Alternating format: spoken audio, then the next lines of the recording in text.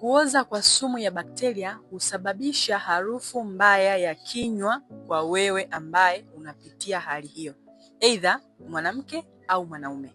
Lakini pia kama wewe unavuta sigara au unakunywa pombe kwa kiwango kikubwa, inapelekea kwenda kupunguza kinga zako za mwili, na hivyo inakuwa ni rahisi sana kuweza kushambuliwa na bakteria hawa ambao wanasababisha matatizo katika mfumo mzima wa mmeng'enyo wa chakula.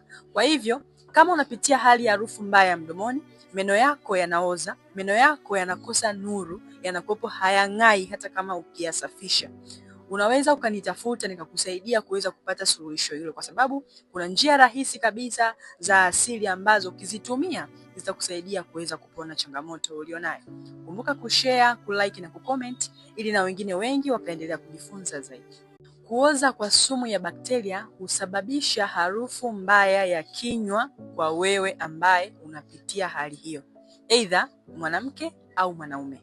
Lakini pia kama wewe unavuta sigara au unakunywa pombe kwa kiwango kikubwa, inapelekea kwenda kupunguza kinga zako za mwili, na hivyo inakuwa ni rahisi sana kuweza kushambuliwa na bakteria hawa ambao wanasababisha matatizo katika mfumo mzima wa mmeng'enyo wa chakula. Kwa hivyo kama unapitia hali ya harufu mbaya mdomoni, meno yako yanaoza, meno yako yanakosa nuru, yanakopo hayang'ai hata kama ukiyasafisha, unaweza ukanitafuta nikakusaidia kuweza kupata suluhisho hilo, kwa sababu kuna njia rahisi kabisa za asili ambazo ukizitumia zitakusaidia kuweza kupona changamoto ulionayo.